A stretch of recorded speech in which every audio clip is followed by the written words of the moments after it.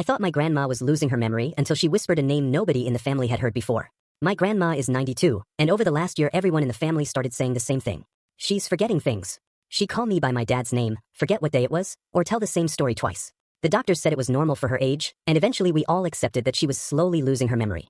Then one afternoon I was sitting with her in the nursing home when she grabbed my hand and whispered, "Don't let Arthur find me." I asked who Arthur was.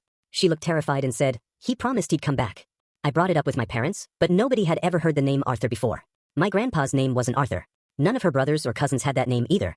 Everyone just assumed she was confused. But I couldn't let it go. A few days later, I went through a box of old family photos in her attic. Buried underneath dozens of albums was a tiny black and white picture of a young woman I recognized as my grandma, standing next to a man in a military uniform. Written on the back was, "Me and Arthur. Summer of 1953. I showed the picture to my mom, and she went completely silent. She admitted she'd seen that photo once as a kid, but when she asked about it, my grandma ripped it up and told her never to mention his name again.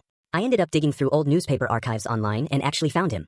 Arthur wasn't a relative. He was my grandma's first fiancé. According to the records, he disappeared 2 weeks before their wedding. Everyone assumed he ran away, but his body was never found. I went back to visit my grandma and showed her the picture. She looked at it, smiled, and for the first time in months she seemed completely clear-headed. Then she said, "He didn't leave me. He died." I asked how she knew. She looked at me and said, "Because I was the last person who ever saw him." She passed away a month later. At her funeral, an elderly man I'd never met walked up to me and handed me a letter. It was addressed to my grandma. Arthur. Turns out he hadn't disappeared.